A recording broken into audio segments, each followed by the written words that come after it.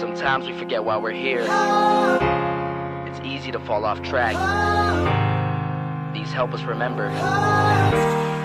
These battle scars don't look like they're faded, don't look like they're ever gone away. They ain't never gonna change. These battles. Growing up, I had a dream, something no one else could see.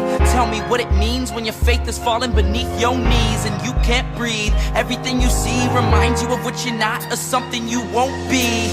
You gotta take what you're given, that's how we live it. Don't be mad at the system, it's simply how we've existed. I hear a lot of people talking like they politicians and choose to be an accountant because it's safe in a business. Not because they wanna do it, just because they heard it pays. And who the fuck wants to be poor knowing that's how we've been raised? Society is getting heavy, I can feel the weight. The pressure of success is like 100 million pounds of shame. And that's the reason I'm staying up late, trying to find a way to escape the stereotypes this day and age is making me feel like the only way I'll be happy is getting signed to a label and making money through rapping. I wanna share my emotion because this world is attacking the very principle of life that lets the people be happy.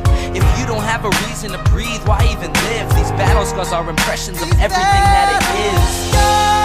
Don't look like they're faded, don't look like they're ever gone away. They ain't never gonna change. These battle scars don't look like they're faded, don't look like they're ever gone away. They ain't never gonna change.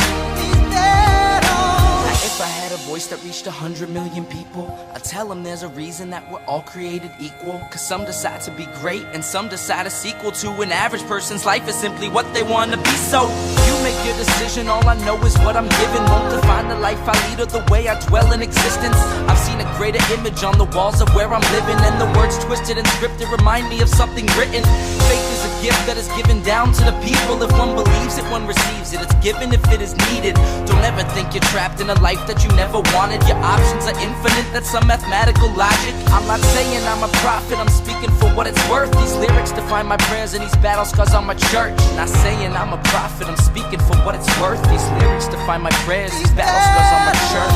Scars don't look like they're faded, don't look like they're ever gone away. They ain't never gonna change. These battle scars don't look like they're faded, don't look like they're ever gone away. They ain't never gonna change.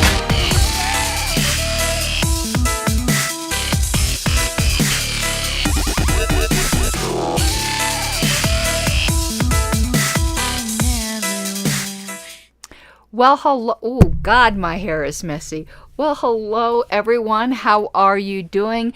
It's been a busy day for me, which is why my show is incredibly late tonight. And hello, Connor. Yes, it's. Came right from work into a meeting regarding the LP. And then here I am, just boom, boom, boom, boom. All right, better late than never. Let's do our promo, our grifting ahead of time. Along the bottom are some ways you can support this channel.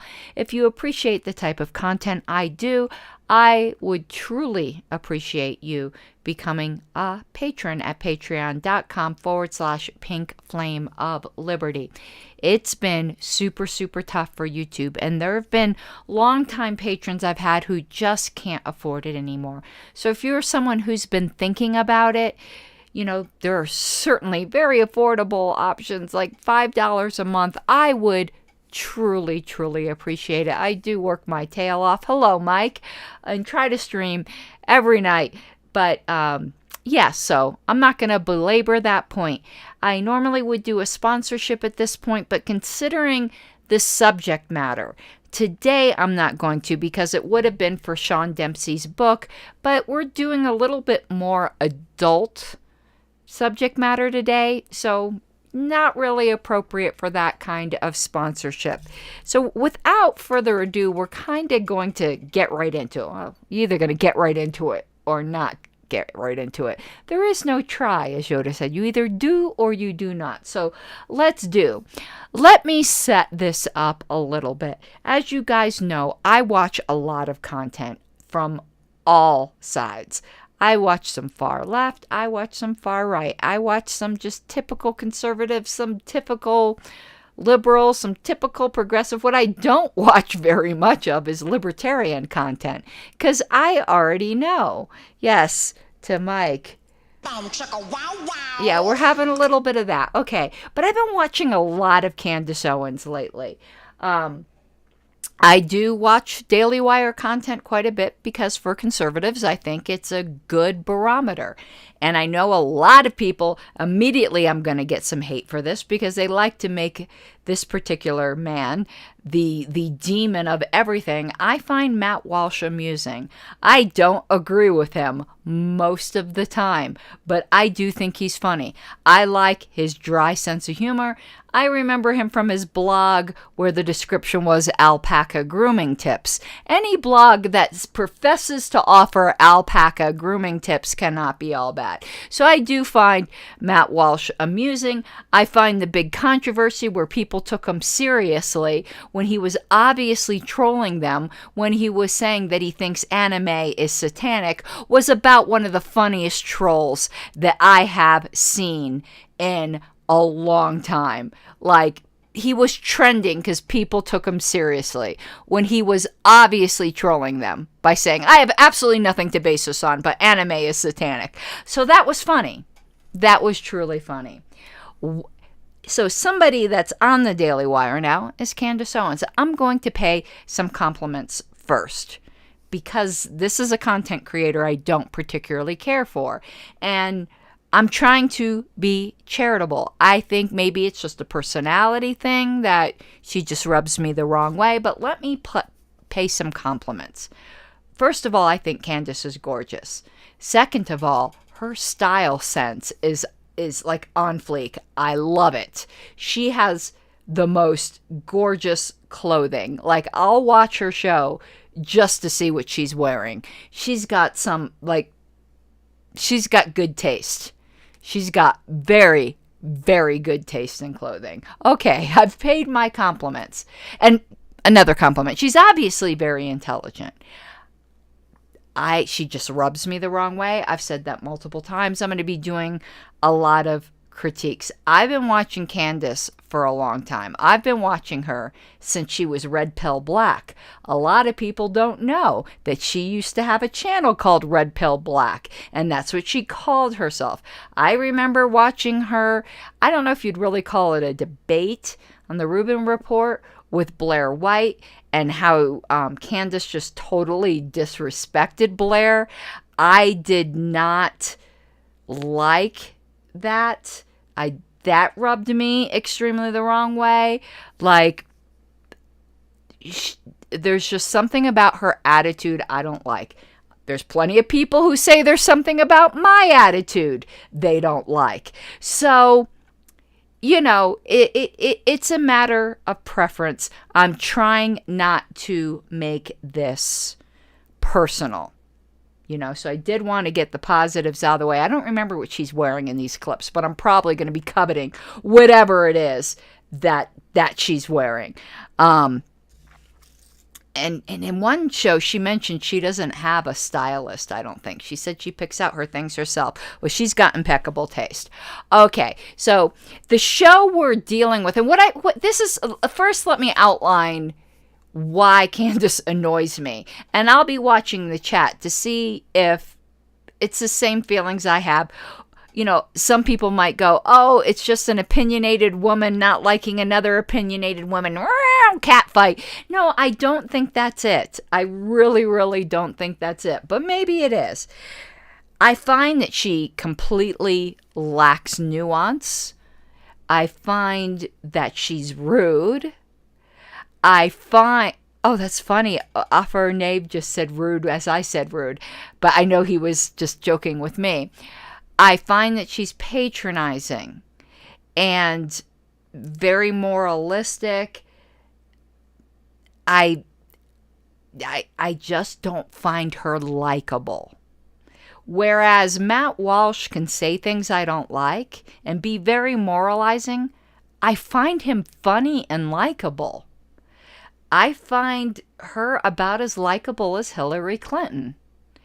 And that right there should have just said a whole lot. You know, she's obviously talented. She wouldn't be on the Daily Wire if she wasn't. But so many of her opinions, I think, lack nuance. And she could have made her point without, like, she'll never give any ground. Never give any ground at all. And that's it, Jean. It's that she's humorless. I think all of it can be summed up in that. That's the difference between her and Matt Walsh. They both are very moralistic. They both have super strong social conservative opinions. But I enjoy watching Matt. He makes me laugh. He can be very self-deprecating in such like that really classic dry humor way. Candace is never funny. She's just and yes, and Harrison, I was going to bring up the doxing thing. When she was confronted way back, a lot of people don't know about this. When she was red pill black, when she went from liberal to conservative, she had a site called Social Autopsy, and it was a literal doxing site. Now, there's a big controversy as to whether it was ever live, how serious she was. None of that matters. I don't think she's ever really owned up to how bad that site was going to be if it ever did become fully functioning. Now, I love it when people change their mind. So she went from like a progressive cancel culture, to a conservative. Great, own it. But she kind of downplays what Social Autopsy was all about. And it basically was basically like the American version of a social credit score for like monitoring what literal teenagers say online. Go look it up if you're interested. It is ancient history, but it's just worth saying on the accountability front. We've all had crappy ideas. Sometimes you just got to own it and you go, that was really stupid. That was really bad. I regret that. And Harrison, you're one of the few people who remember that. That seems to have fallen down the memory hole. I remember it. I don't watch much TV, but with this stuff I'm bringing up, with Red Pill Black and all that, you guys are going, those of you who are also connoisseurs of the tube of you go, wow, she really was watching a lot of content back then. So what she's talking about today, and what I've noticed about Candace lately, is that she's just gotten on a real, has it been more than 5 minutes into my video? Yes, it has. She's just gotten super, super bitchy about other women. And all women can be that way. If there's any ladies out there watching, don't lie. We can all be catty bitches. Where's my, let me look at my cheat sheet. Where's you catty bitches? You catty bitches. Exactly. We can all be that way. Yes, really. We can all be that way. Oh, Chris Reagan. That's a shot. That's a blast from the past. I haven't watched Chris Reagan in forever. Oh. Alrighty. So, yeah, she's just gotten really, really, I just don't like the attitude. So, and she tends to pick on the same people. And it's not even people that I particularly care for. Like in the clips we're going to be going over, one of her targets is Madonna. I like Madonna's music. Don't come for me. But I've never particularly liked Madonna personally. I certainly don't like her politics. But the way Candace goes at her is just is inappropriate. And there's this other, I guess, famous person she's going to go after. That I have no idea who it is, but I didn't care for the way she went after her. And the thing is, she's not 100% wrong. A lot of what she says is right. It's just the lack of nuance and the lack of warmth. It's not just humor, it's warmth. She has none. Okay. Oh, that sounded, now I feel bad for being so critical, but listen, it's how I feel. Okay, so we're going to go through a bunch of clips. This is all from one show. And I forgot, let me see if I can find the title of the show so that you guys, if you want to watch it in its entirety, can do so. I put it in notes and I'm going and, oh, come on now. All right, I'm not going to be able to find it because I put on, I changed, whatever. It's a long story. I don't have my authenticator app with me here and it's not recognizing my computer. But I think it's called, the title is something along the lines of, and I'll put it in show notes if I remember, but something like social media is making teenagers mentally ill. That's really close to the title. Again, if anyone is curious, like shoot a comment in comments afterwards and I will put the link in title. I've got 19 clips from this, so there's not a lot I've taken or potentially taken out of context. I cut out as much as I can so that we can just discuss. And the reason I did this live when I normally do these types of commentaries as pre-recorded is because I want to know you all's opinion, because I have such a strong negative reaction to Candace that I feel like bouncing things off of other people will make sure that I'm being fair. Because I want to be fair. So let's play the first clip. I'll see if it's obvious in context, but obviously she's talking about social media and mental illness, but more particularly about women or girls on social media and mental illness. So let's go to the first one. I want to look at some of these comments first before we go. Yeah, Harrison says the fact that she buried her leftist history instead of owning up makes me question her authenticity, especially since she continues to evolve with the conservative movement. Yeah, and she's getting more and more conservative. But you want to know who, though it made me think of, who I haven't seen in a while? Where is, what's her real name? She was Roving Millennial. Why is her name escaping me? Somebody tell me in chat. Roving Millennial. She was really popular for a while. She was on The Blaze, and I haven't seen her in forever. Is she still doing shows? What was Roving Millennial's name? Well, somebody will come up with it. All right. Let's play the first clip. And there will not be comments on the screen while I'm doing that. Lauren Chen. I knew that would come up. Lauren Chen. Is she still doing commentary? I know she got married and was really excited about starting a family, but she's another one who got more and more conservative. Now, Lauren Chen is way more likable than Candace Owens. But she started to get really like the anti-liberty side of conservatism, you know. For a while, she seemed like she had a bit of a libertarian streak, but not when I stopped watching her. But okay, let's get on with Candace. Oh, she'd be so offended by this. Okay, let's start the clips, shall we? Question of the day, and it's a weird one. Have you created, unbeknownst to yourself, an avatar of yourself? Think about that. I want you to think about that. Plus, we'll be covering why there are so many teenage girls posting TikToks of themselves crying or in a hospital to generate likes. All of that and more today on Candace Owens. Okay, we're going to pause here. I obviously didn't clip this well enough because I thought I clipped out all of this intro stuff, but I was doing this right before this show. But let's back up here a second. So she set up what she's going to talk about. But that shirt is gorgeous. Those puff sleeves. My God, I want that shirt. Okay, we're just going to let it go through the intro. I obviously didn't clip it out enough. Let's get past her little intro stuff here. Let's see. I like that picture of her too. That's very much like a supermodel pic. Now, I don't like this particular outfit. I loved it in the intro, but let's see. Let's keep going.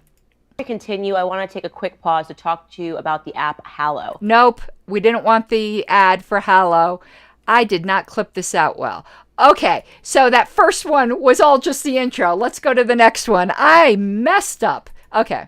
Okay, so I asked you the question, have you accidentally created an avatar of yourself?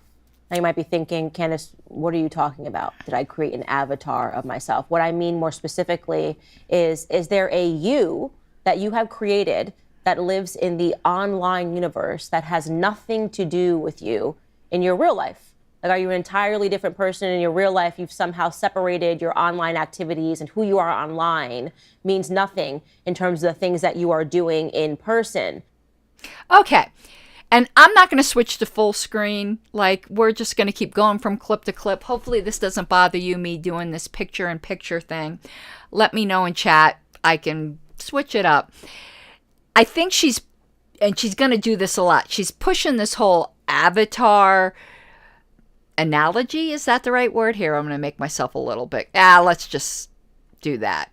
I don't know. It was bothering me. She's pushing this whole like idea like you're your own doppelganger a little bit too far. When basically all she's trying to say is, do you have a different personality online than you have in person? You don't need to get so fancy as to say, have you created an avatar? Is there an AI you that lives online? Are you splitting your soul in half? Like, we don't need to get all fancy with that.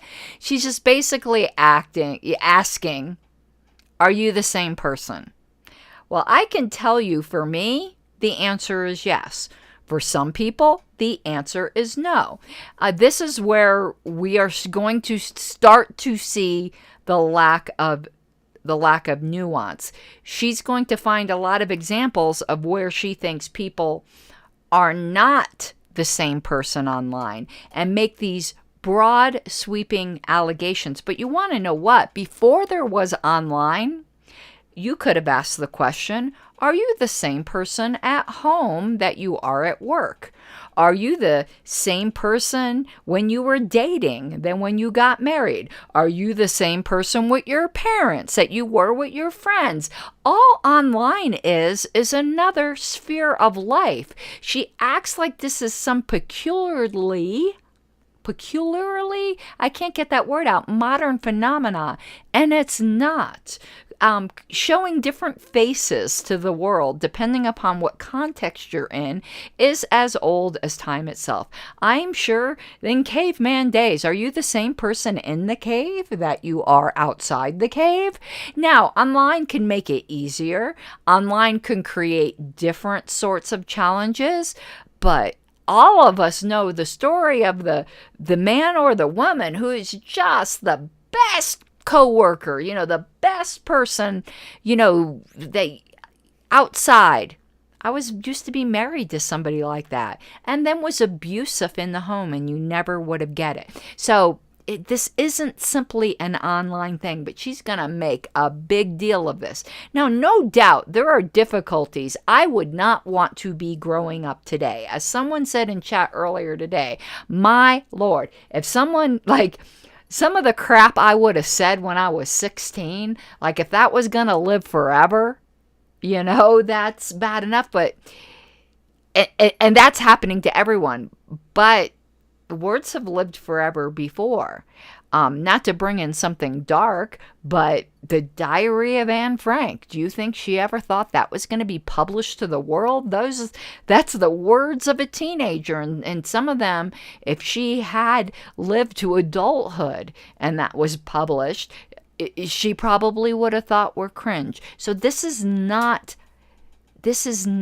a modern problem, though it's much more persuasive or pervasive, not persuasive, much more pervasive today. But you don't need to get so fancy as with creating an avatar. And oh my God, newsflash, because she's going to start talking about teenagers and very young people, mostly girls. This whole video, I think, is about girls. Oh, they're insecure and they try on different, personalities and faces, and they put on airs. This is nothing new. This is nothing new. And it's not creating an avatar. Okay, but let's continue. As just one example, we spoke about this because I think about this all the time. When I examine the way that women act and their behavior online, I go, why are they doing this? Would they do this if we were actually face to face? Okay, let's stop.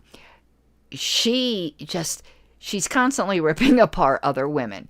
And I'm not saying women can't criticize other women. Like, I don't believe, like, the sisterhood must stand together at all costs. But I think she's trying so hard to be not like other girls. You know what I mean? So I'm prim and proper, and I'm not like those other hoes over there. It's just a lot of that. A lot of, my shit smells sweet. So she asks, would the way some women are behaving online, would they behave that way in person? And the answer is nuanced. Some people are phony balonies, including men. Some women are. And some aren't. Some of them would behave exactly the same way.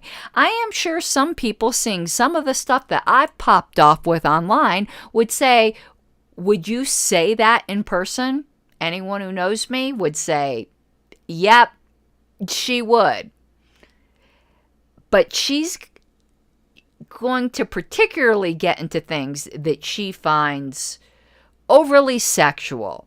Candace is obsessed with other women being overly sexual. I'm sure there's all kinds of psychoanalysis that could go in there.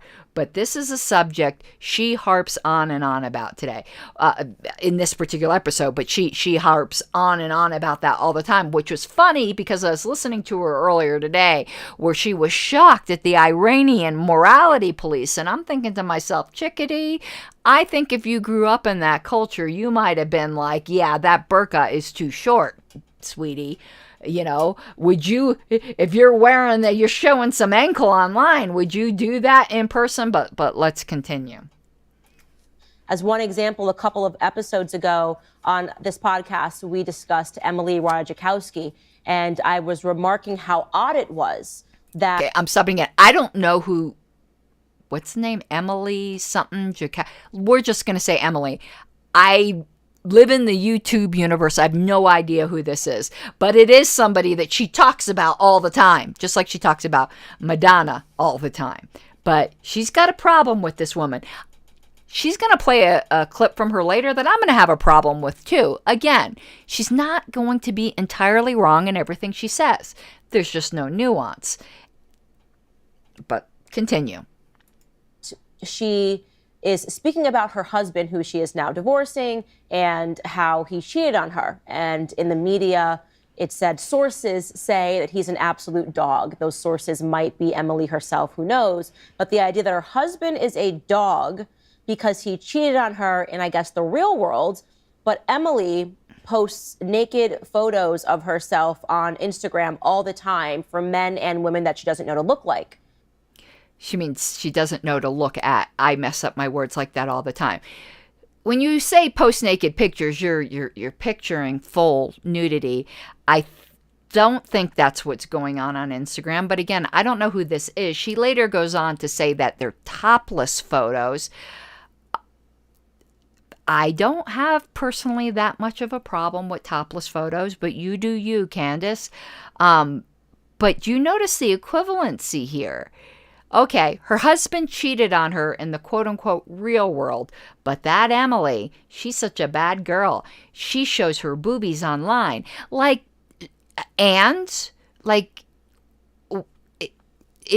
is getting too awful close to, so she was asking for it? Her skirt was too short? What does one have to do with the other?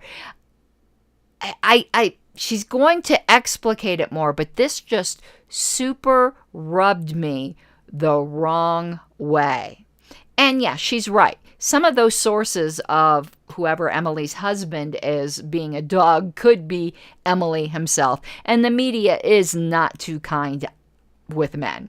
I mean, that's absolutely true. So part of the way Candace's commentary could be shaped by the fact that she feels like she needs to tip the scales because there is a lot of we're going to believe all women. We're always going to take the side of women, and the men are the dogs and the women are the damsels in distress. I get it. I don't like that either. But if he in fact did cheat on her, quote unquote, in the real world, that is not at all equivalent or relevant to the fact that she was posting topless photos on Instagram, which she probably made a lot of money from, which he benefited from. And that is between the two of them. I posed the question, like, would she do that in the real world? Would Emma Ratajkowski go into a room full of guys? Okay, let's stop. I don't buy when you are showing yourself, you're not hiding behind an anime avatar or behind a keyboard where no one knows who you really are. You're just an anonymous person on the internet. I'm sorry, the digital world is the real world. I use my real name. Anyone could find out where I live. I'm me. And I can tell you the stuff that happens online is very real. The harassment that can happen online is very real. The friendships that are formed online is very real. The friendships I've lost online have been very real. Are they the exact same thing as things in meat space? No. But neither are things that happen in other spheres of life. Family isn't the same as coworkers, but that doesn't make one less real than the other. It just makes them different. Her question as to whether or not Emily would show her boobs in the real world is just a dumb question. She is. It's on Instagram. That's how you know about it, and that's how you know it's her. It isn't pictures of some woman with her face blurred out that you just see this body and you don't know who it is. She's doing this in the real world. She's making probably real money in the real world and buying real things with it. And to make it out as if you're somehow phony, if you would post a nude picture in one context, but wouldn't go fully nude in another, is a complete non sequitur. Oh, you have sex with your husband, Candace? Would you do that on your parents' living room couch in front of them? No, she probably wouldn't. Does that mean she's somehow phony or there's something wrong with her having sex with her husband? No, it just means there's different contexts. Instagram, people choose as a sort of art for some people, as modeling for another. Or you just take a runway model who wears sometimes some clothes that maybe aren't the most practical and does this exaggerated catwalk. Would you walk down the street in that? Well, probably not. And you probably wouldn't walk that way. One thing's a job. Just because you do different things in different areas doesn't make you a different person. When I'm at a meeting and I'm talking to Angela McArdle, I call her Madam Chair. Do you think when I'm texting her, I'm like, Madam Chair? Does that make me phony in a meeting or phony in text? Or does that just mean it's different contexts? My word, the lack of nuance is just incredible. Yes, I need another sip of that Fireball. She probably will be looking down her nose at me for this. Maybe I should do this thing topless. That would make it even better. But no, I'm joking. And take her top off. And if she did that, would you consider that cheating? I think her answer would be yes. I don't know. I hope it would be yes. But would it be? She's very obsessed on what is and what is not cheating. And I get it. These are fun conversations to have. But cheating is kind of like something offensive or lots of other things where the gray areas are very gray, but the edges are very, very clear. Like it's very clear that right now, in just sitting here on YouTube, I'm not cheating on my husband. But there could be other circumstances where people might go, oh, flirting is cheating. Oh, having a thought in your mind is cheating. You want to know the way you solve that is you're mature adults who have these conversations with each other. Because cheating, I think, has a lot to do with how the couple views themselves and the boundaries they set up for themselves. And the boundaries in Emily's relationship, Candace, is none of your business. Your moralizing is out of place.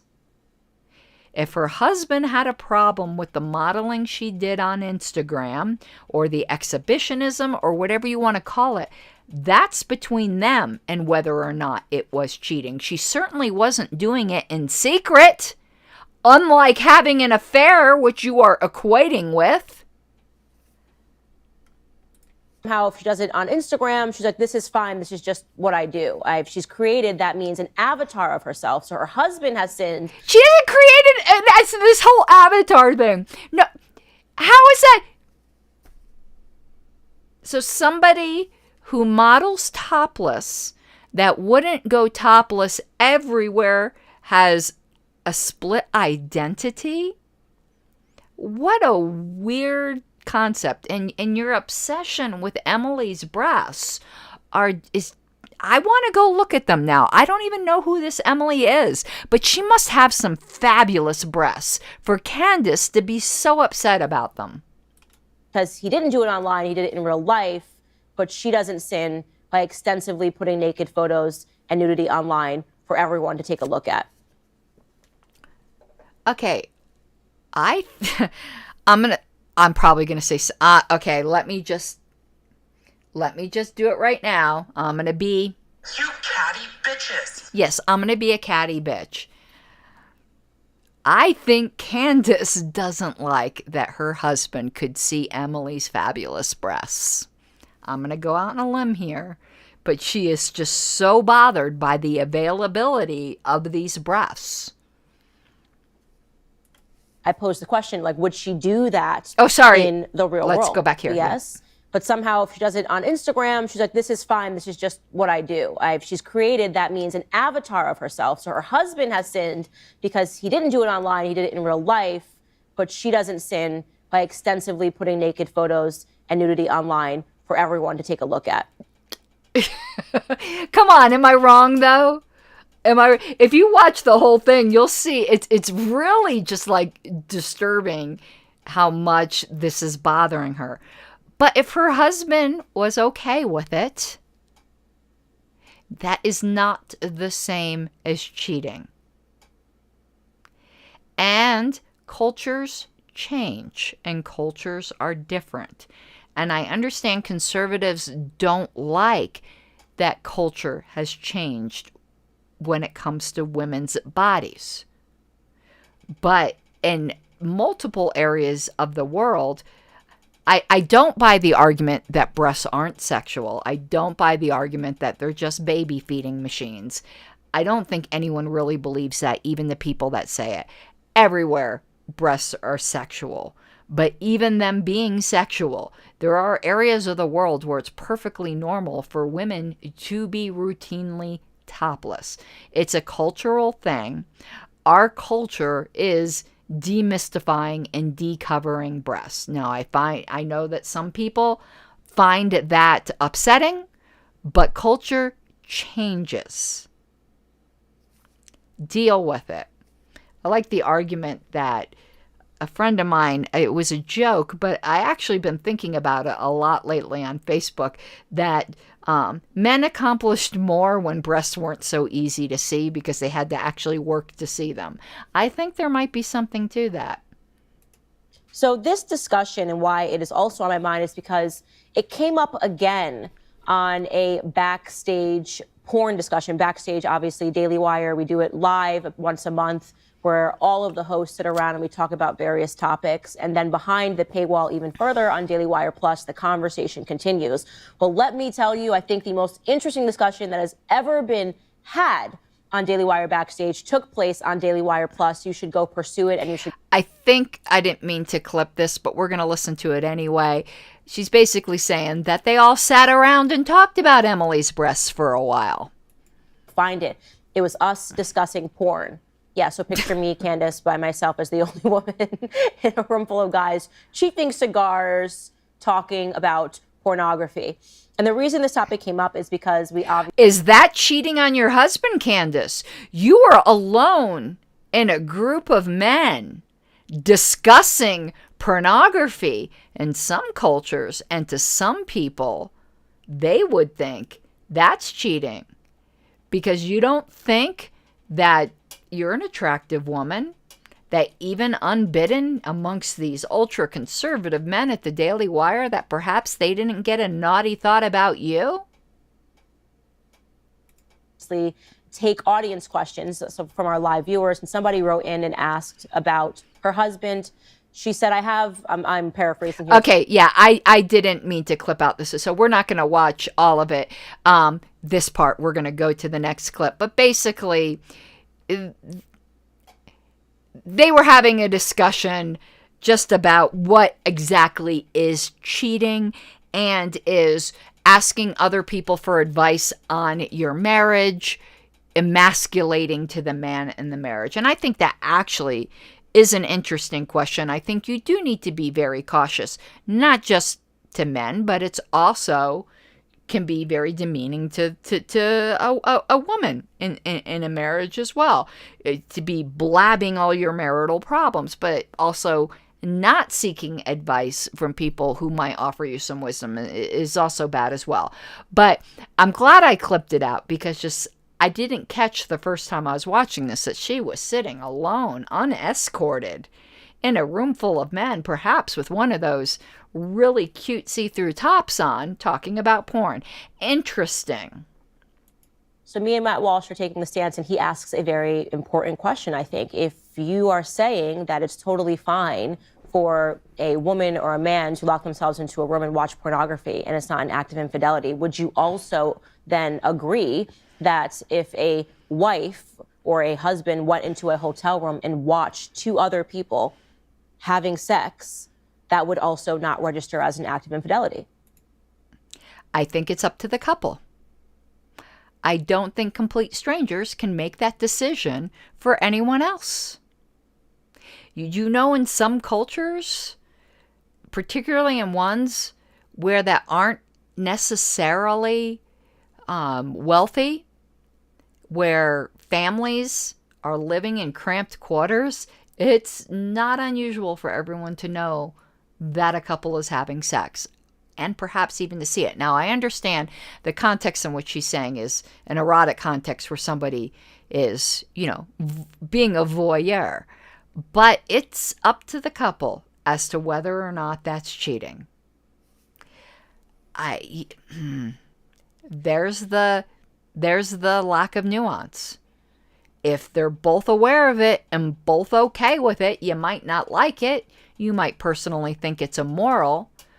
But what, in fact, she could be going to a biblical definition of cheating, which, everyone pretty much does every single day, because if you lust in your heart, you've already committed adultery in your heart and all of that. But what, in fact, when you get down to it, is cheating? It's breaking an agreement, a contract, whatever you want to call it, you have with your partner. And the terms of that are not dictated by Candace Owens. And despite what conservatives, and this is where conservatives and libertarians will differ, despite what conservatives may think, it's also not dictated by culture or society. Now, I got to be really careful here, because there are socially conservative libertarians who would say they would prefer a culture that would frown upon such things. But that's different from saying there is some kind of ontological right of culture to dictate it. I know that can be really splitting hairs, but that's what's required in these conversations. And she's about as nuanced as a sledgehammer. You probably the latter would say, no, that's different because it's in the real world. Okay, so then how do you differentiate? You're watching two people. Well, I wouldn't differentiate those two by saying one's in the real world. Because what if you are watching porn but you know the people? I think that's probably very akin to watching it live. I think the difference in this scenario in most cases would be if you're watching porn, it's probably actors and actresses that you don't know. Where I assume if you were let into a hotel room, you probably know the two people. You know, I can picture a situation where you might not, where it might be just like something that happened at a bar or whatever. Like, hey, you barely know them. But to me, that's probably the big difference. Not that one's on a screen and one isn't. Screen that it's not your spouse, right, that are having sex. For some reason, we have all accepted that the online... We all? Or do you be saying all at the Daily Wire? Because if you're saying all, obviously not everybody in the world agrees with you. World, you can just sort of create a different avatar of yourself. Oh my God, stop with this avatar thing. It's stupid. It's dumb. It's dumb. I'm not actually in the hotel room with them as they're doing this. I'm watching it via a screen.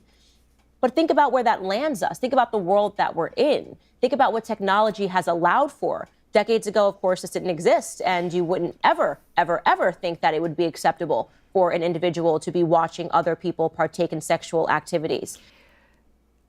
Never?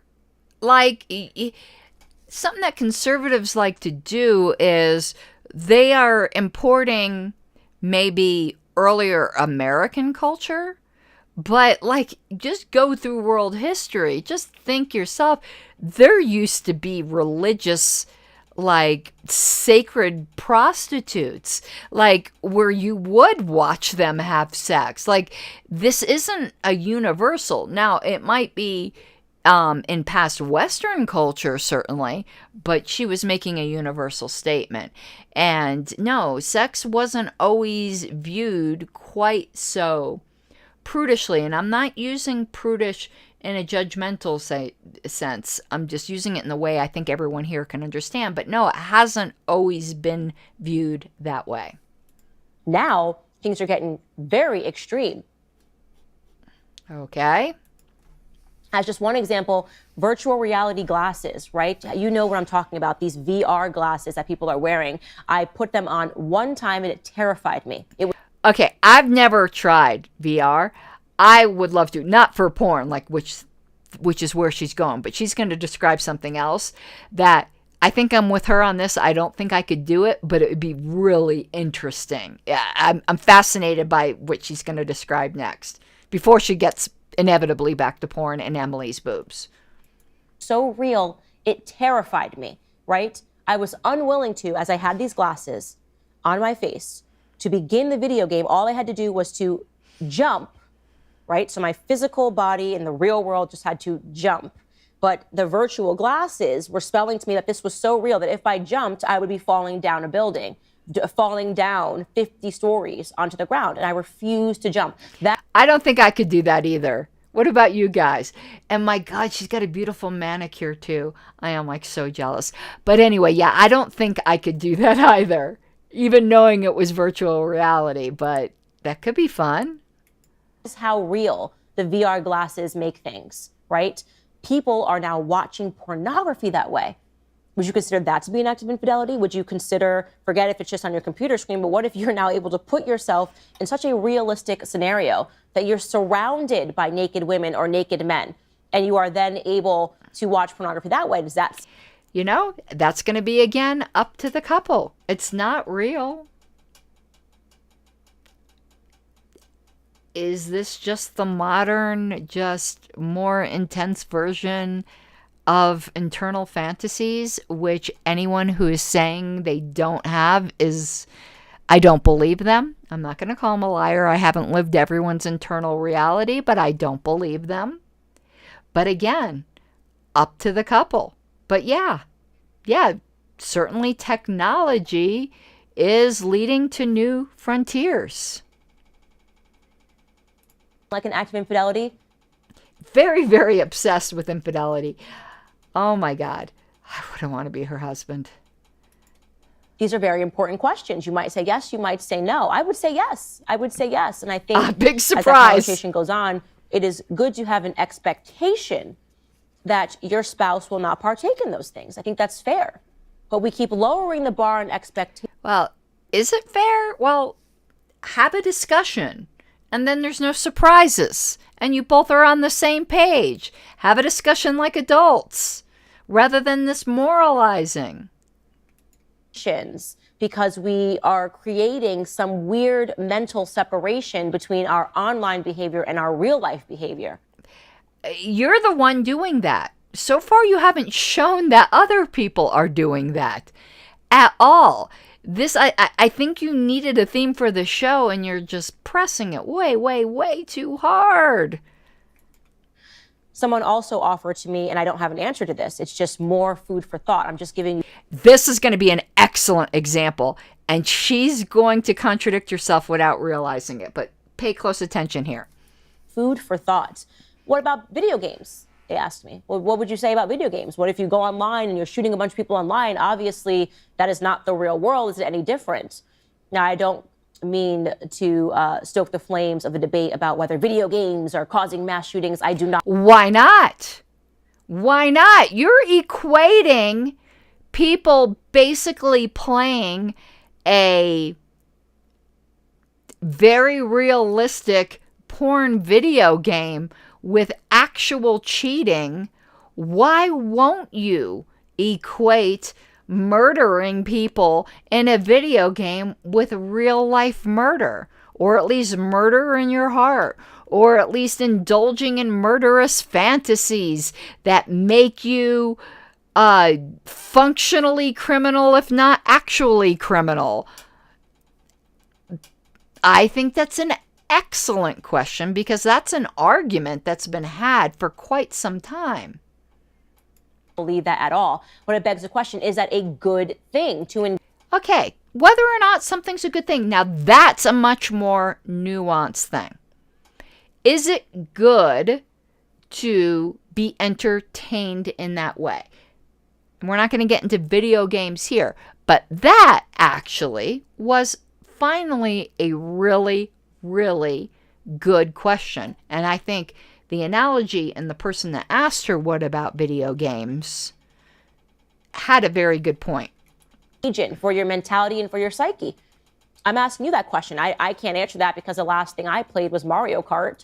Okay, she's going to continue and circle back around to violent video games, but in Mario Kart, you get to throw things at competitors. I mean, it's not bloody. It's certainly, crap. I'm tired. Grand Theft Auto. That's what I'm trying to think of. It's none of that. But still, do you drive around recklessly in a go-kart? Candace, are you doing that in your heart? Are you a driver that's putting other people at danger because you're indulging in these fantasies in Mario Kart? Do you got a thing for short little Italian men? I mean, okay, so your little fun little escape from reality in Mario Kart is okay. Got it.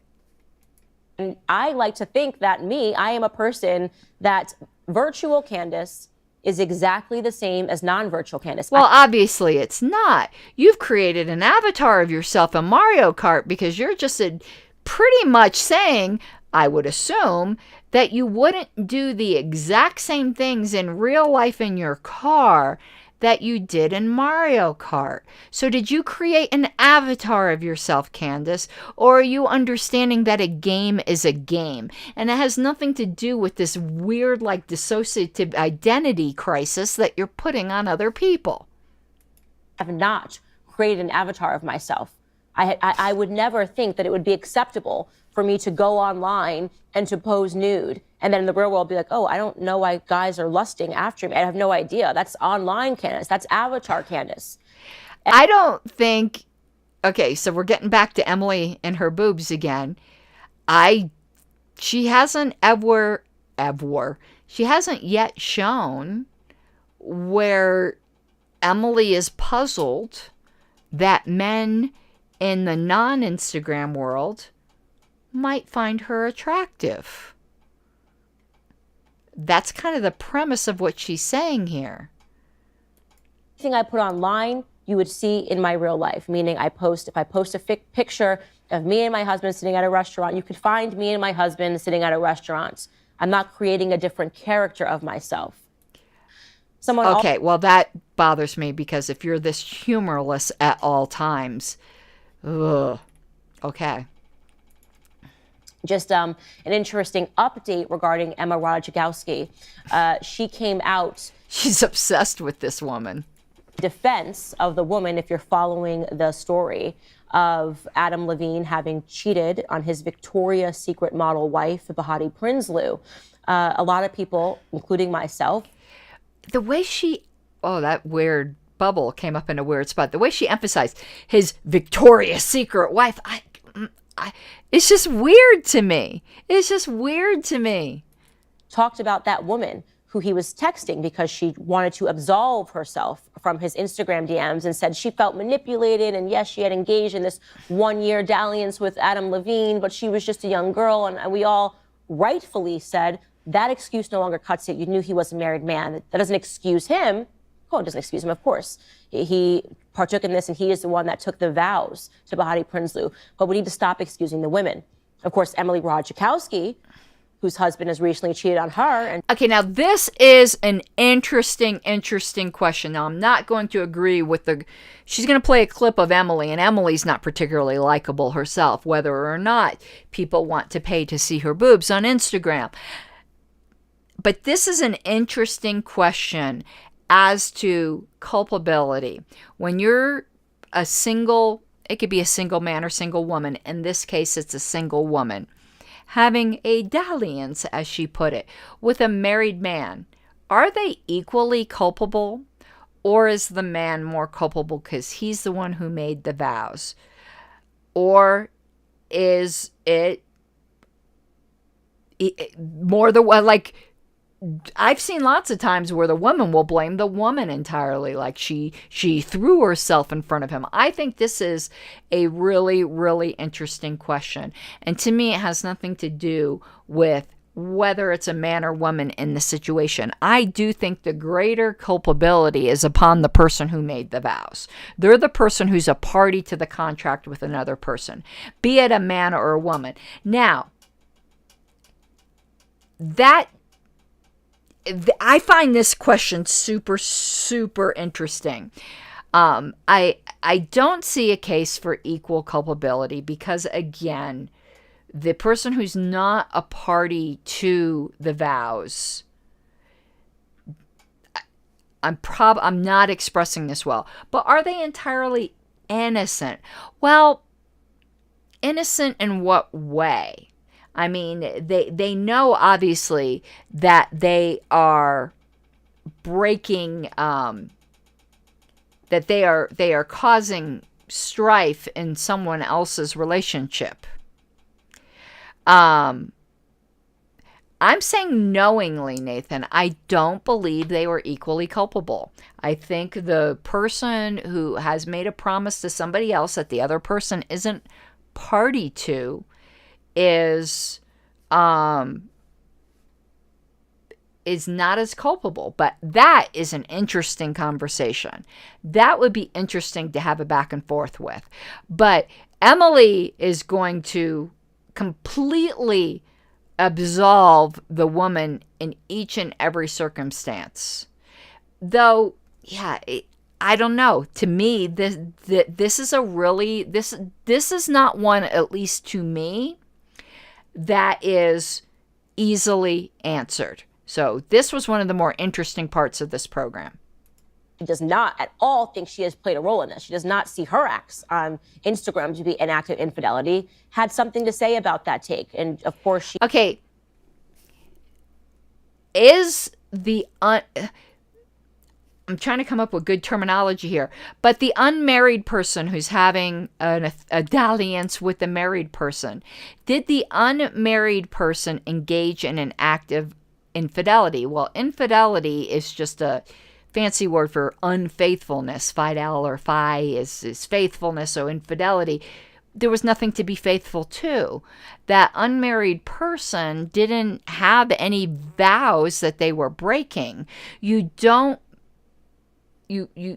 become a party to that contract.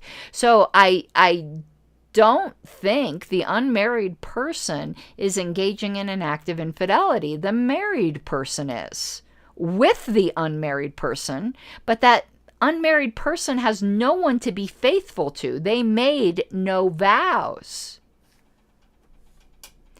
And I don't think, Nathan, you could be a predator if the other person is going into things wide open and everyone knows the facts. And there isn't some kind of power imbalance or things like that. Everything else being equal, where you're not talking about somebody with mental,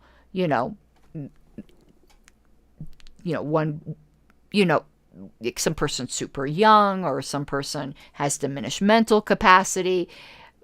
Everything else being equal, I don't think it's predatory for an unmarried person to engage in that relationship. Now, do I think they're being immoral? It depends, I think, on the circumstance. Yes, personally, I do, because you are abetting somebody in breaking their vows.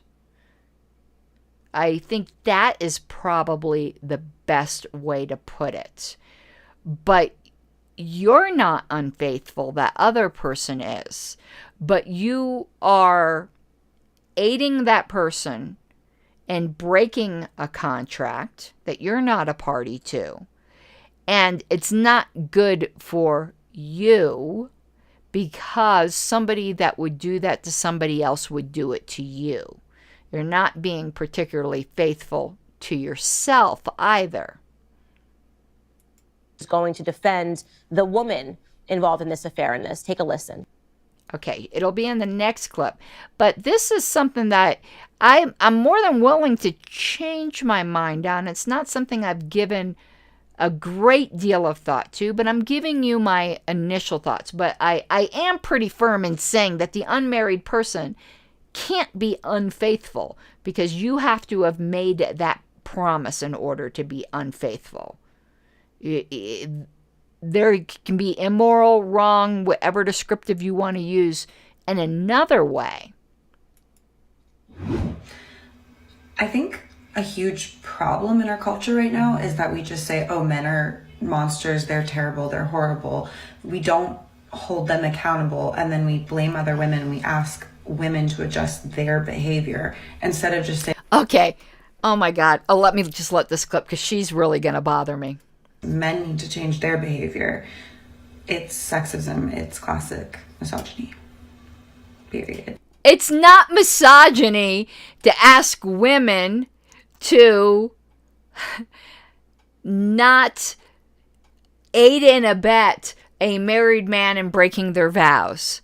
That is not misogyny. In fact, it's misogyny to say that women shouldn't do that, even if it's just to say, forget about the other vows. That's not what's best for them, because chances are that man who is unfaithful to one woman will be unfaithful to another. It's just not in her best interest.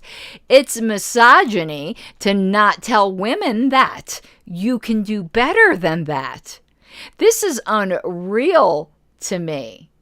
Now, I understand, we do have to understand, though, that Emily was just cheated on. So she's feeling very, very angry towards her husband, or I think what they're getting divorced, soon to be ex, or maybe ex by now, and wants to find a way to direct all of that anger there.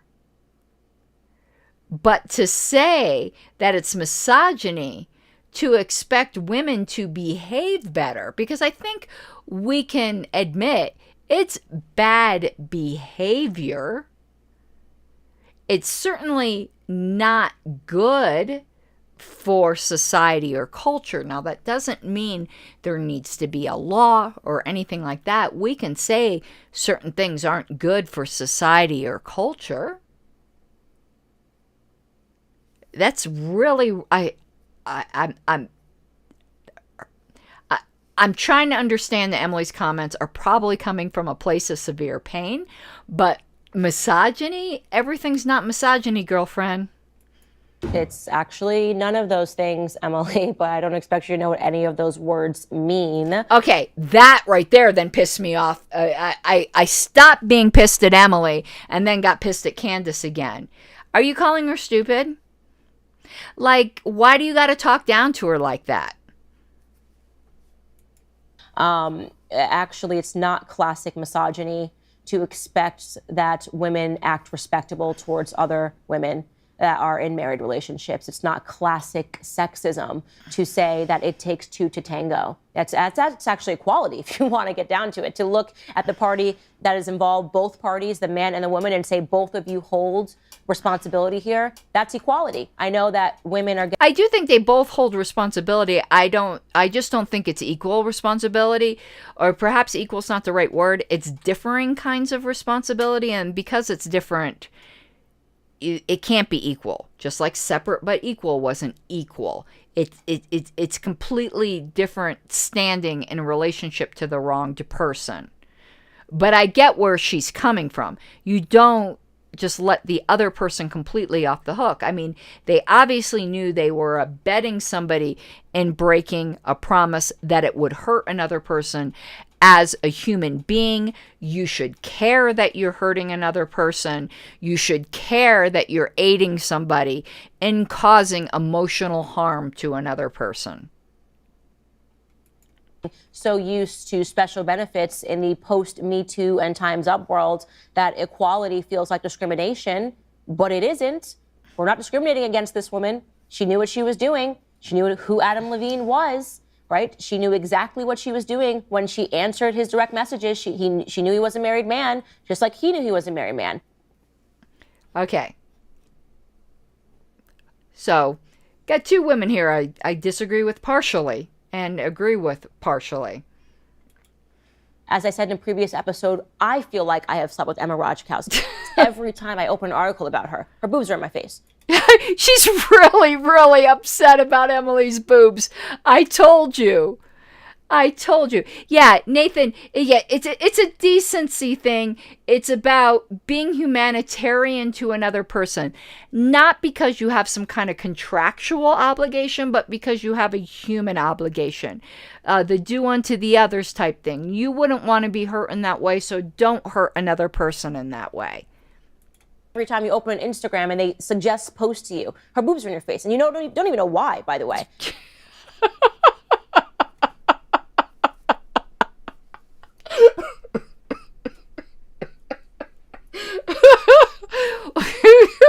I'm sorry.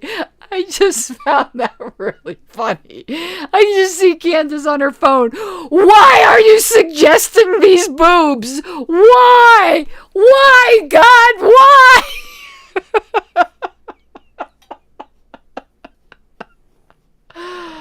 Oh, my word. She is really, really upset about Emily's boobs.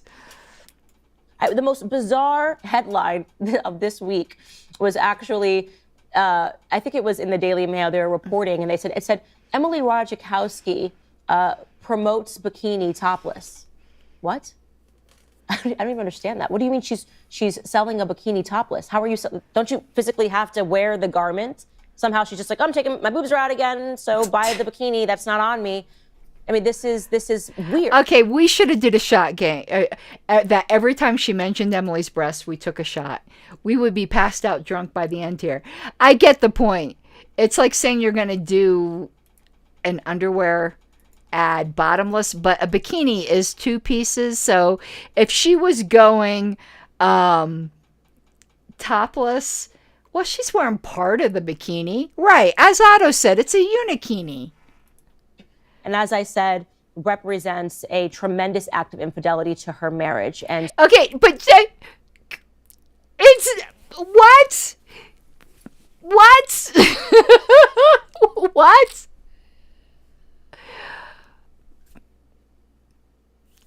Posing topless is not an act of infidelity to your marriage unless you already had that discussion with your spouse. I doubt she was a nun when they got married. But you notice the progression of the conversation here, where she's talking about equal culpability, and then she constantly harps on the fact that if someone is a topless model, they're committing infidelity. The message she's sending loud and clear here is that Emily cheated first, so pretty much deserved what she got. So she got what she gave. Oh my God, she just said it. I thought for a second I was stretching. I felt bad there for a second. And I'm going, am I being uncharitable to Candace and saying, basically, it's she asked for it. Let's hear this again. Let's back up a little bit. And so she got what she gave, and she was given exactly what her behavior is. She asked for it. Yep.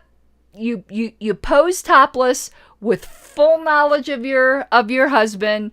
It's your career. You're bringing home money from this. It's not done in secret. If he cheats on you in secret, you asked for it. Don't show those ankles either, honey. How do you know? God. Okay. Someone who is not in a committed relationship. Another person who I loved to consider when talking about this topic of these strange avatars that we have created is... Okay, she's going to go into Madonna now, okay? Just where I don't think we're going to talk about Emily any further, but now she's going to do a lot of age shaming with Madonna. She is super offended by the fact that Madonna is an older woman and refuses to be dowdy and covered up. Madonna, who has become so strange. Madonna's always been strange. Is there anything in this picture here, whether you think she's attractive or not, whether you think she's too old to be doing this or not, forget about all that for a second. Is there anything in this picture that's out of character for Madonna? Is there anything in this picture other than the passage of time that is out of character, that's different from what she's done her whole career? The woman put out a coffee table book entitled Sex. So she's become so strange? How? It's like we are watching somebody facing a real mental crisis, which is what Instagram really has become. Various women acting out their mental crises. Here are some... This is a mental crisis? Because a woman is doing very sexual pictures? That's a mental crisis? Did Betty Page have a mental crisis? Because Madonna, in a lot of ways, with some of the things she does, reminds me a lot of Betty Page, a modern version of Betty Page. Is that a mental crisis? Photos of her. She's wearing fishnet tights. She posted this to her personal Instagram. She has her boob out. She is... Her boob. Just... I've listened to this like 10 times. Her boob out. Okay, I'm looking at this picture here, and I count 2. I don't count a uniboob. In each of the pictures, I don't know, her boob out. I think they're both out. In leather, and she is biting what looks to be a leather, the end of her metal bed, and she's wearing, just to be extra controversial, she's wearing a cross around her neck. And that's something she's always done. Anyone who's followed Madonna's career knows that she used to wear rosaries. So, like, again, there's nothing here actually, for Madonna, this is extremely unoriginal. And Madonna's known for reinventing herself. This isn't original for Madonna. Oh, funny. Look at that thing on her back wall, that like little angel. It reminds me kind of the little cherub I got going back here. And yeah, fishnets and heels, half naked, actually more than half naked. And this is meant to be seductive. And she has her buttocks out through the fishnets and she's bending over on top of a pillow. And I look at this and I say, would you do this? She's under the bed in this one photo. She's under the bed with her butt in the...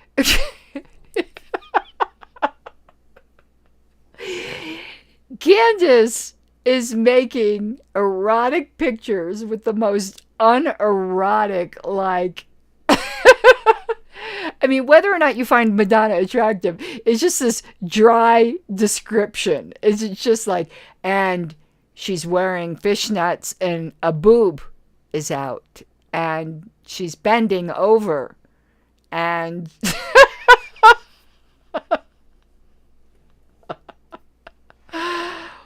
Wow. Hair and fishnets. She's 63 years old, I believe. I look at these photos and I ask myself, and she harps on her age constantly. Whether or not you find Madonna attractive, most 63-year-old women will not have her figure. I know she's had work done. No shame in that game. Like, okay, fine. She's got the money to do it. She's had a little bit too much work done on her face, I think. It's pretty obvious it didn't come out exactly natural, but maybe that's the look she's looking for. Her body, I don't care. But she does harp on Madonna's age quite a bit. She just, I guess, refuses to age in a way that Candace finds appropriate. would you do this in real life, Madonna? Yes, she would. That was the dumbest question ever. Madonna has done this in real life. Yes. Yes, she would. Does anyone here not think the answer is yes? She had a coffee table book in which she was on the street hitchhiking naked. Ah. Yes. Bad example. Very bad example. I mean, just imagine if you're a person and you're going to buy a mattress, right? You're just going through a store, you're like, I need a better mattress. And you see a 63-year-old woman, right? And she's in fishnets and she's on top of the bed. She's very obsessed with her age in the fishnets. And she was wearing fishnets. Blah, blah, blah, blah, blah. And fishnets. Blah, blah, blah, and fishnets. And what if you went into the mattress store and saw this?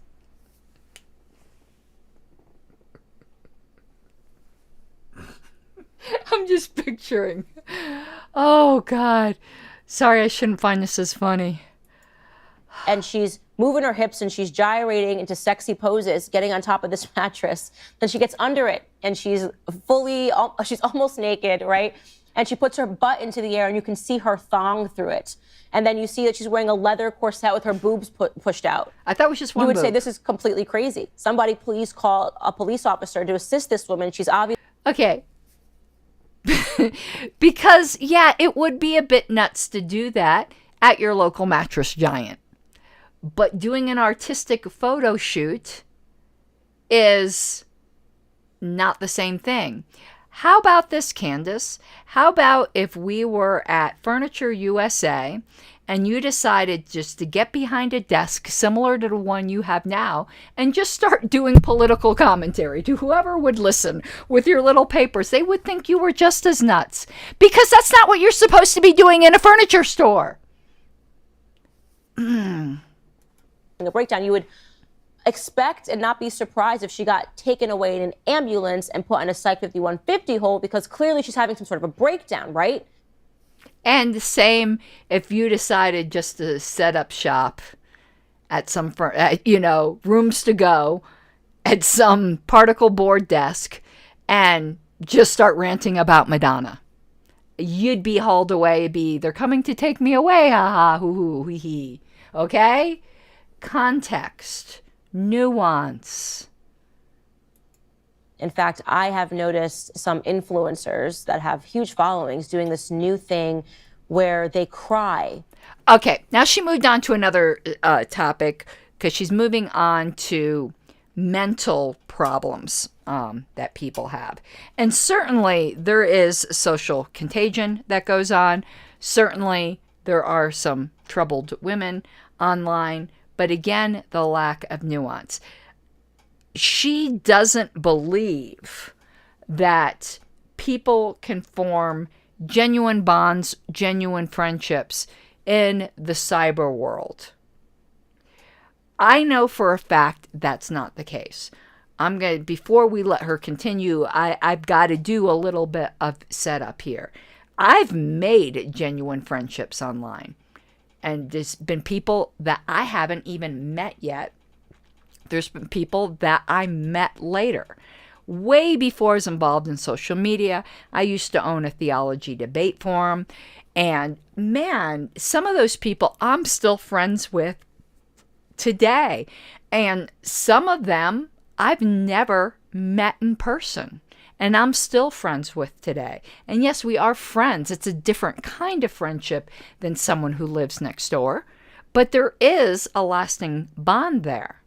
I can tell you that when I owned the theology forum, and we would have a member of our community, as would inevitably happen, pass away, it was deeply upsetting. And the people came together and we would, raise money for the widow or the widower.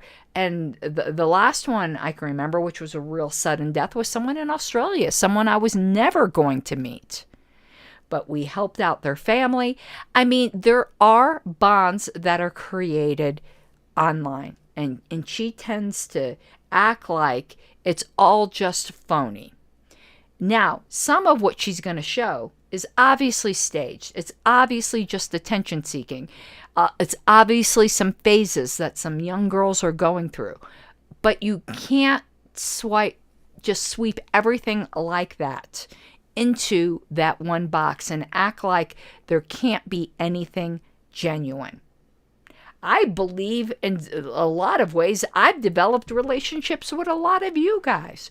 I can tell you that back in the time of, when I owned that debate forum and I was going through my divorce from my first husband and was in severe cash problems, there was somebody online, a friend of mine from that forum, that loaned me $5,000 to help me pay my mortgage. I paid every cent back. But that was an online friend that did that. You can form real relationships. I met Wayne online. We had only visited each other twice before I moved out to Colorado. I visited him once here. He visited me once in Florida. Then I sold my house and moved out here, and we're still married. So you can't just paint everything like this. And there's also something else that I don't think she realized, that I'm going to give a story. Back again at the time of the theology forum, we decided it'd be great to meet in person. And there were people who flew from all over the world. We would have every couple of years a convention where we'd just all get together. We'd have fun. We'd have raffle. I mean, it was a lot of fun. And this one young guy, very flamboyant young guy, a lot of people thought he was really strange, but I thought he was really fun. And he came with his parents because I think he was 17. And his parents were like, no, we're not letting you just go multiple states away to meet a bunch of people that from some discussion forum. Good parents. And, they kind of hung back and observed. It's funny to talk about Madonna because he used to love to just get up and start singing Madonna songs. He was very much a performer. And this has become more poignant with me later on when, there's some diagnoses I got later in life.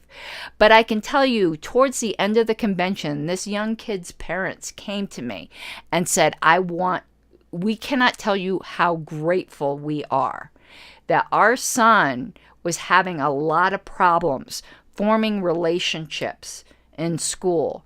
He was getting bullied. He was getting picked on. But this online community took him in wholeheartedly because they couldn't judge immediately based on appearances because you didn't see appearances. All you saw at first was the written word. You got to know somebody, and then you became more accepting of certain eccentricities. And they did finally reveal to me that he, in fact, was an autistic kid, very high functioning, but an autistic kid that had some, just more unusual personality traits. And he said, the father had said, or was it the mother? One of the parents had said, you guys just treated him like a normal person. That doesn't happen. And then I began to realize that a lot of people who form relationships online are sometimes people who have social disorders or other situations that make it difficult for them to be comfortable in just what a lot of us would consider just your everyday meat space encounters. A lot of them are autistic. A lot of them might have anxiety disorders about leaving the house. Or some of them might not be conventionally attractive, or they might be insecure about their weight, or any number of things. And these online communities mean the world to these people. And you can't just dismiss these as not real or not real relationships. There are some very lonely people out there that just for whatever reason, be it the community that they're in, it doesn't matter what it is, but they have found human connection online. And to simply dismiss that makes me angry. So now we're going to continue. For attention, they cry. They quite literally have something going on in their life, and they will post these videos of them crying, and they say things like, usually what they have in the caption is, "This is the real me, raw," and they're crying hysterically. And Nathan, I don't think that, Nathan said this speaks directly to Candace's avatar argument. I don't think they're different people.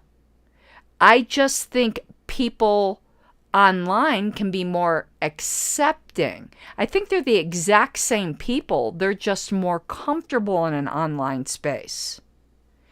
And the natural human tendency perhaps to judge on appearances.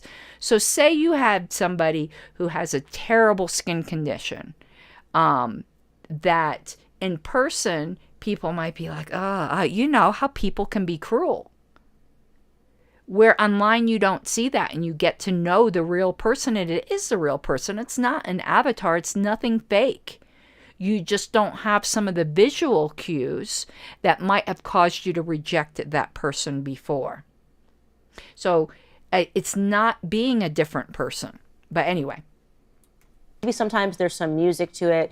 And I remember there was one person I used to follow that did this, and I just thought in my head, this person is deranged, obviously, because that is not... Oh, obviously. So she's having a problem with people going online, and a lot of these are young girls, and she thinks they're being performatively upset. But perhaps they don't have others to confide in. And some of them are exaggerating. Some of them are just doing it for the likes. But others, it is real genuine. They are being really genuine. Or they are trying to connect with other people. It's just in a different medium. It's not necessarily an act. It's not necessarily looking for attention in the negative way. It could be looking for connection. And maybe I'm particularly sensitive to this, of her just being so dismissive of this. You guys may remember last year when I was going through some stuff. I'd been on camera bawling quite a bit, and it wasn't an act. It was talking to my friends, you guys. people that are part of the extended family and a movement that I care deeply about. So I don't think it's always fake. I know it wasn't for me, and there was a real sense of connection. Now, some of the clips, and we're not going to show all of them, that she plays, yeah, they do seem real staged. But there's one I'm going to show that where it might have seemed staged in a way, I think it was also showing a reality. I'm going to give another super personal example, which she would probably say is obviously deranged. A normal person wouldn't reveal this online. But I've told you all before the principle that I think is very valuable that I learned in Christian circles from, it's called Give the Gift of Going First, of being real with people, of confessing things that perhaps people don't normally talk about, because then other people say, wow, it's not just me. Okay. I don't have this so much as an adult, but I had it really bad growing up. It's gotten less and less. But I actually literally have obsessive compulsive disorder. Obsessive compulsive disorder isn't, ooh, I like things a little straight. Anyone who really has OCD knows that it can be debilitating. It can run your life. It's actually insulting to be like, oh, I'm a little OCD because I like my destiny. No, that's not what it's like.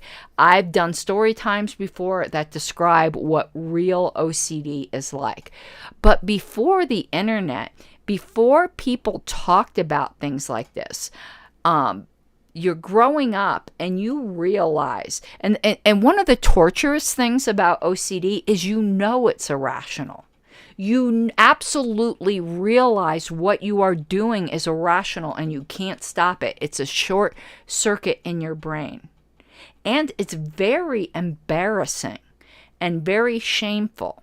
And before the internet, before there was so much information, when I was growing up and I was doing these really weird things that I knew were irrational, I thought I was the only one.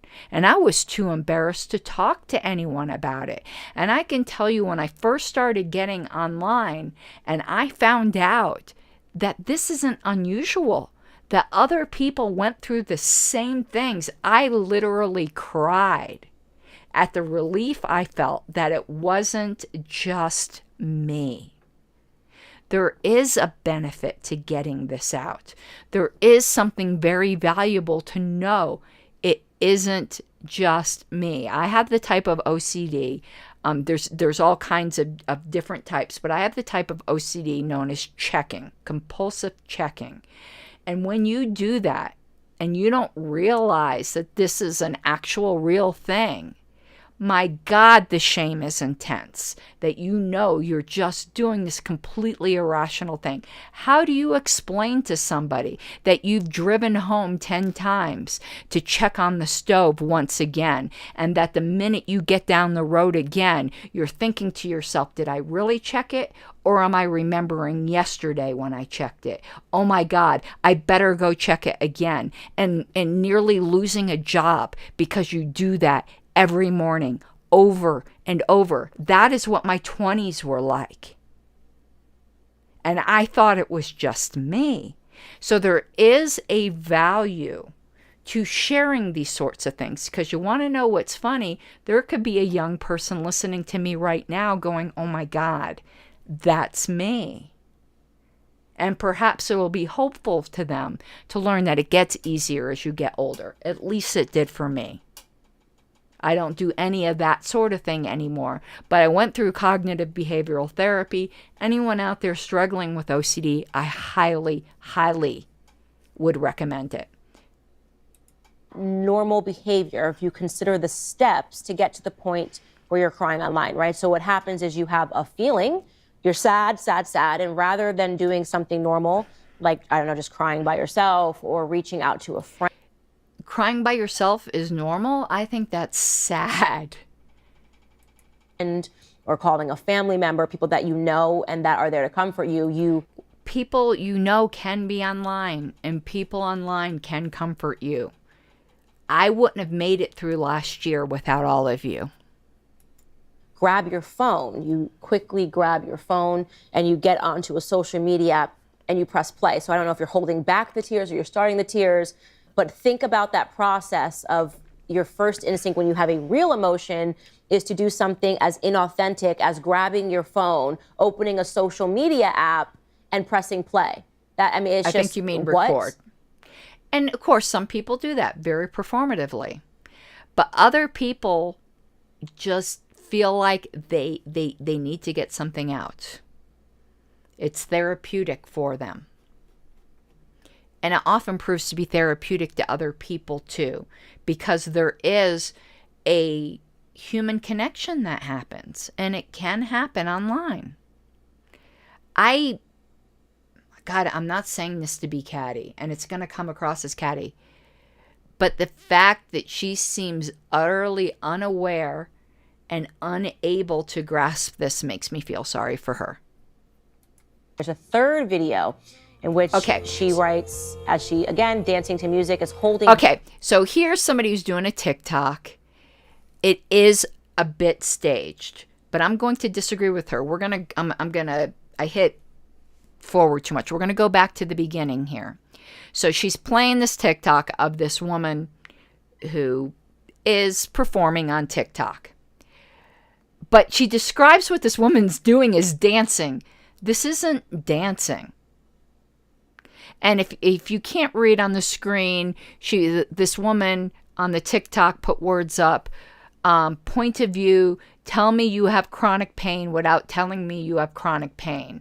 Dealing with 10/10 pain at home alone every day because you know you'll get dismissed or gaslit if you go to the hospital. This is something very real that people encounter. And sometimes showing this to other people helps. I don't know this woman on TikTok. It could be just because she's some kind of attention whore. Or it could be that she's really living with chronic pain and she's trying to use it to show other people they're not alone and to raise awareness and to build a community where she can share something that's really difficult. Or she could be a complete phony. I don't know. But out of all the clips that Candace played, maybe just because, I have a lot of chronic pain, I wouldn't necessarily do this. But I felt for the woman rather than being all judgy.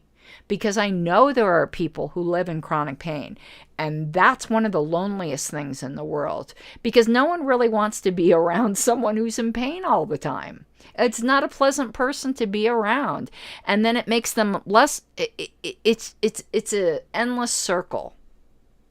But let's start from the beginning here. There's a third video in which she writes, as she, again, dancing to music, is holding her belly. It says, point of view, tell me you have chronic pain without telling me you have chronic pain. She's gyrating, she's crying, she's facing the side, and she's grabbing her back, and she's grabbing her stomach, and she is crying. I do not doubt that she has chronic pain. I think that social media is causing people to have chronic emptiness, which to me represents a sort of crying pain. So I don't doubt she has chronic pain because obviously she's mentally ill posting this stuff on the internet, which is giving her chronic emptiness, which is her pain. What? You don't think perhaps that she's got something going on internally?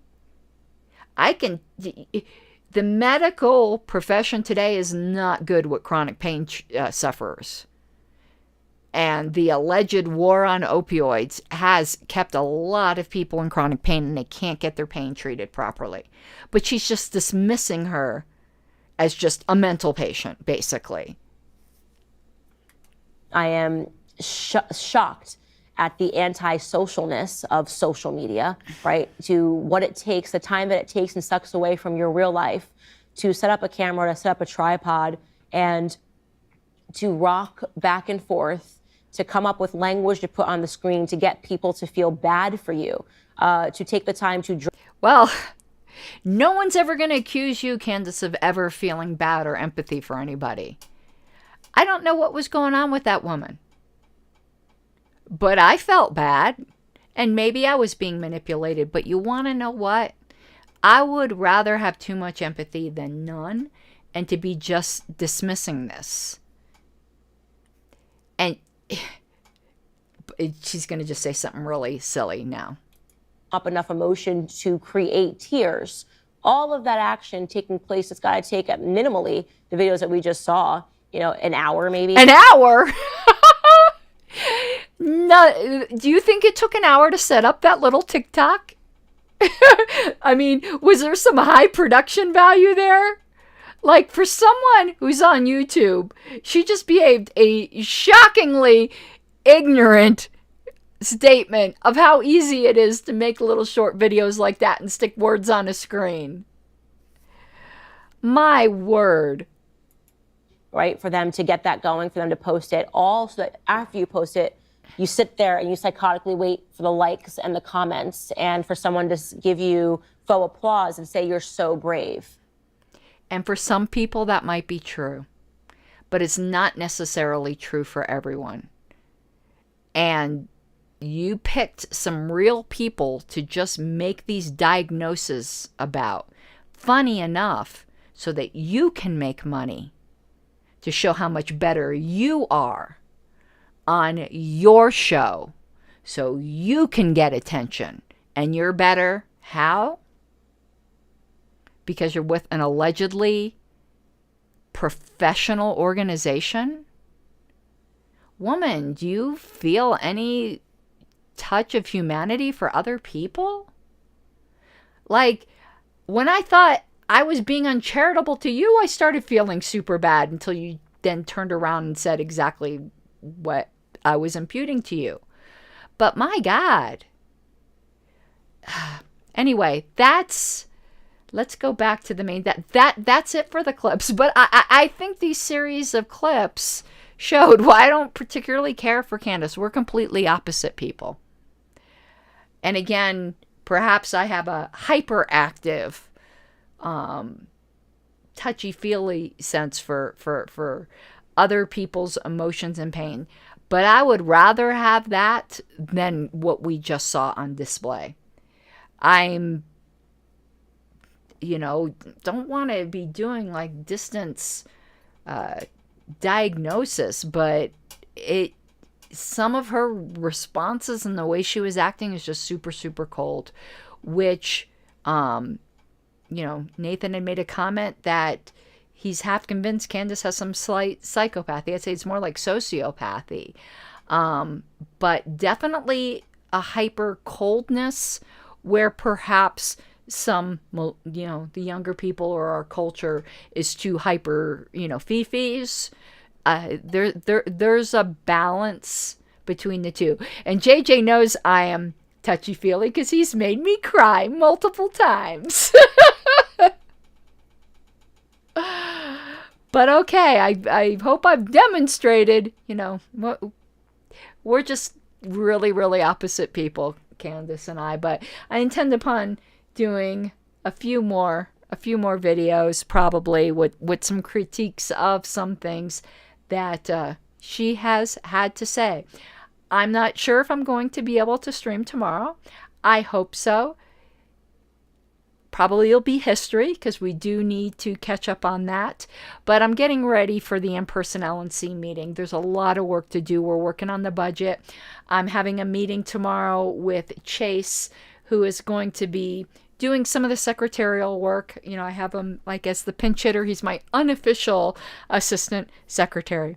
So I hope you all have an awesome night. And once again, I do ask that if you do enjoy the regular and varied content I put out, please consider becoming a patron at patreon.com/Pink Flame of Liberty.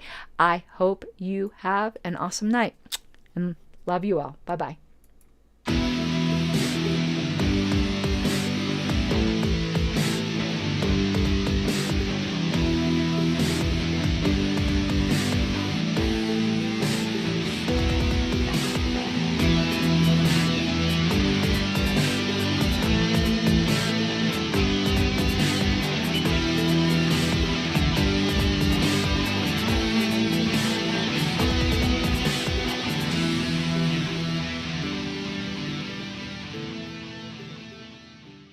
You gotta take what you're given, that's how we live it. Don't be mad at the system, it's simply how we've existed. I hear a lot of people talking like they politicians or choose to be an accountant because it's safe in the business.